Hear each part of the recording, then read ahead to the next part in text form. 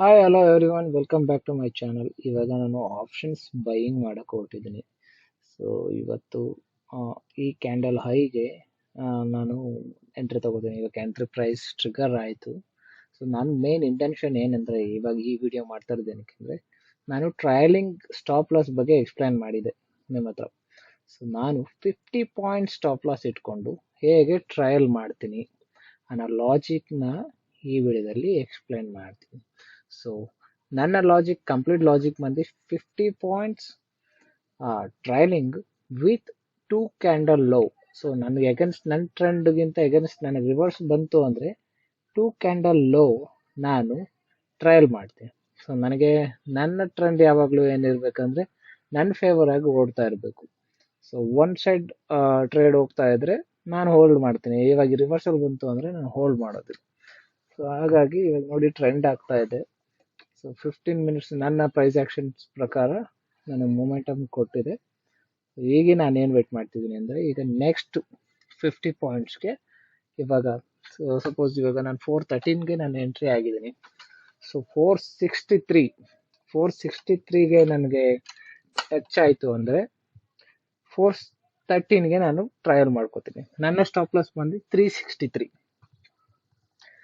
So 363ಇಂದ 413ಗೆ ನನ್ನ ಸ್ಟಾಪ್ ಲಾಸ್ನ ಟ್ರಯಲ್ ಮಾಡುತ್ತೀನಿ.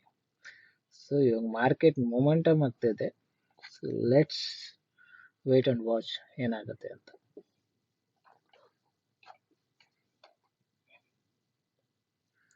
ಯಾಕೆ ಟ್ರಯಲಿಂಗ್ ಮಾಡಬೇಕು ಅನ್ನೋ ರೀಸನ್ಗೆ, ಬಿಕಾಸ್ 1:2 1:3 ರೇಷಿಯೋನು ಮಾಡ್ತಾರೆ.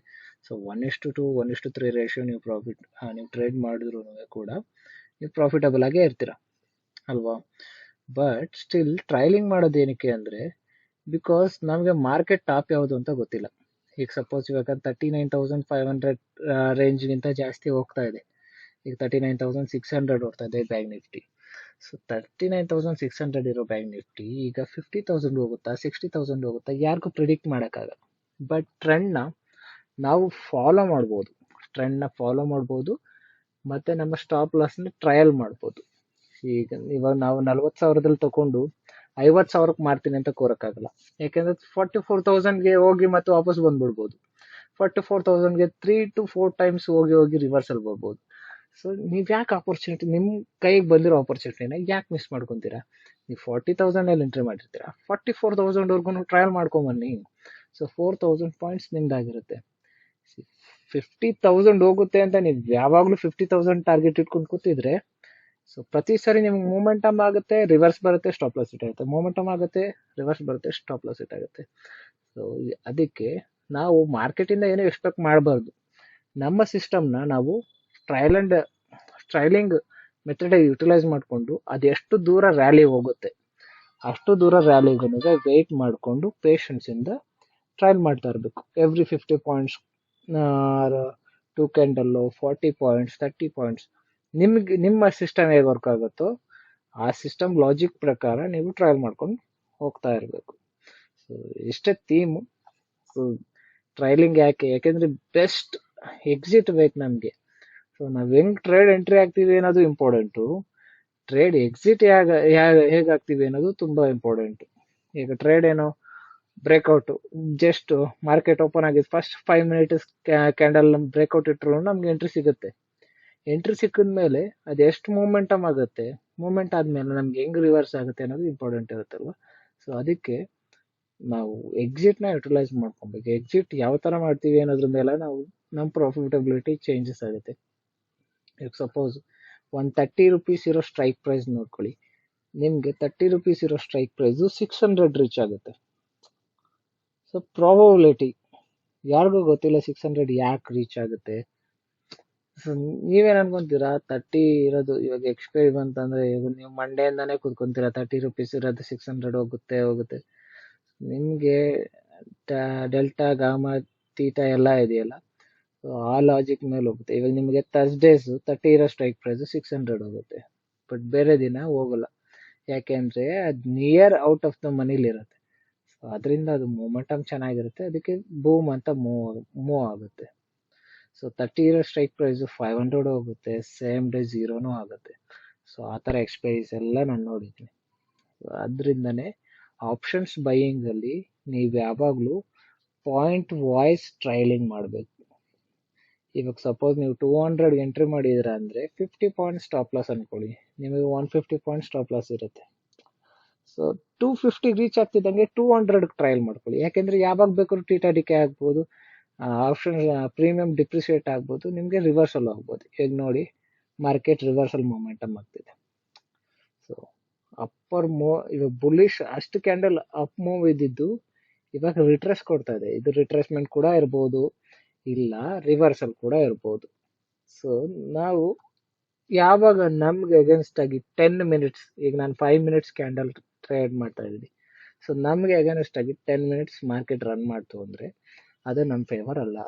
ಯಾಕೆ ಅಂದ್ರೆ ಮಾರ್ಕೆಟ್ ವೊಲಟಿಲಿಟಿ, ಈಗ ನಾವು ಯಾವಾಗಲೂ ಟೆಂಪರಲ್ಲಿ ಇರೋಕ್ಕಾಗೋದಿಲ್ಲ.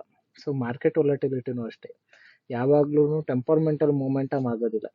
ರಿವರ್ಸಲ್ಲೂ ಆಗುತ್ತೆ, ಸೈಡ್ ವೇಸ್ ಹೋಗುತ್ತೆ, ಎಲ್ಲ ಥರ. ಸೊ ನಿಮಗೆ 1 ಅವರಲ್ಲಿ ಒಂದು 15 ಮಿನಿಟ್ಸ್ ವೊಲಟೈಲ್ ಇರುತ್ತೆ ಅನ್ಕೊಳ್ಳಿ, ಆನ್ ಆ್ಯಾವ್ರೇಜ್ 15 ಮಿನಿಟ್ಸ್ ಕೂಡ ಅಲ್ಲ, ಒಂದು 5 ಮಿನಿಟ್ಸ್ ಅನ್ಕೊಳ್ಳೋಣ.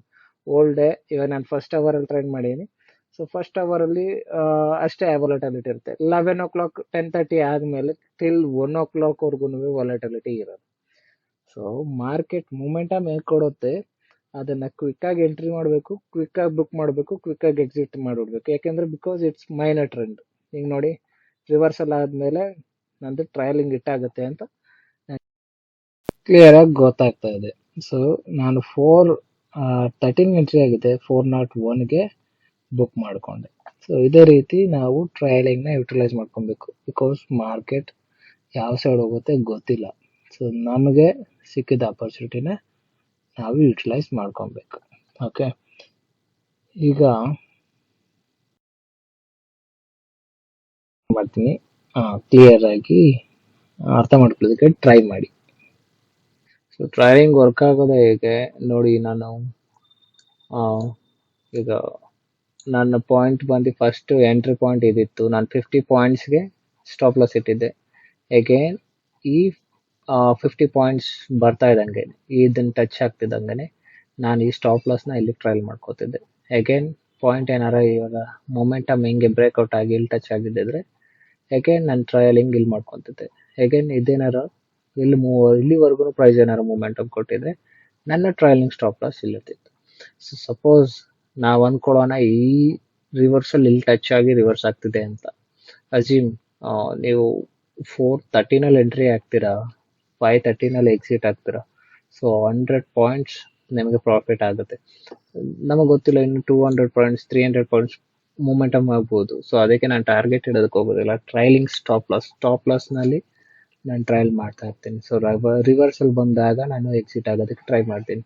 ಸೊ ಇಲ್ಲಿ ನೋಡಿ ಇವಾಗ ಮಾರ್ಕೆಟ್ ಮೂವ್ಮೆಂಟ್ ಆಯಿತು, ಇಲ್ಲಿಂದ ಮೂಮೆಂಟಮ್ ಆಗಿದೆ, ನಾನು ಇಲ್ಲಿ ಎಂಟ್ರಿ ಮಾಡಿದ್ದೀನಿ ಬಿಕಾಸ್ ನನ್ನ ಬ್ರೇಕ್ಔಟ್ ಪಾಯಿಂಟ್. ಸೊ ಅದು ಸೆಕೆಂಡರಿ. ರಿವರ್ಸಲ್ ಆಯಿತು, ರಿವರ್ಸಲ್ 2 ಕ್ಯಾಂಡಲ್ ರಿವರ್ಸಲ್ ಆಗ್ತಿದ್ದಂಗೆ ನಾನು ಇದ್ರ ಲೋ ಕೆಳಗಡೆ ನನ್ನ ಸ್ಟಾಪ್ ಲಾಸ್ನ ಟ್ರಯಲ್ ಮಾಡಿಕೊಂಡೆ. ಬಿಕಾಸ್ ನನ್ನ ಫೇವರ್ಗೆ ಟ್ರೆಂಡ್ ಹೋಗಲಿಲ್ಲ ಅಂದರೆ ನಾನು ಆ ಟ್ರೇಡಲ್ಲಿ ಇರೋದಕ್ಕೆ ಇಷ್ಟಪಡೋದಿಲ್ಲ. ನಾನು ರಿವರ್ಸಲ್ ಇಟ್ಕೊಂತಿದ್ದಂಗೆ ಮಾರ್ಕೆಟ್ ಇನ್ನು ಫರ್ದರ್ ಡೌನ್ ಫಾಲ್ ಆಯಿತು. ಇವಾಗ ನಾನು 50 ಪಾಯಿಂಟ್ ಸ್ಟಾಪ್ ಲಾಸ್ ಇಟ್ಕೊಂಡಿದ್ದೆ, ಇಲ್ಲಿ ಇಟ್ಕೊಂಡಿದ್ದಿದ್ರೆ ನನಗೆ maximum full 50 points stop loss ಇಟ್ಟಾಗ್ತಿತ್ತು. ಈಗ ಜಸ್ಟ್ ನೋಡಿ ನಾನು 413.99ಗೆ ಎಂಟ್ರಿ ಆಗಿದ್ದೀನಿ, 400.05ಗೆ ಎಕ್ಸಿಟ್ ಆಗಿದೆ. ಸೊ ನೀವು ಟ್ರಯಲಿಂಗ್ ನೀವು ಯಾವ ಥರ ಫಾಲೋ ಮಾಡ್ತೀರಾ ಅನ್ನೋದು ತುಂಬ ಇಂಪಾರ್ಟೆಂಟ್.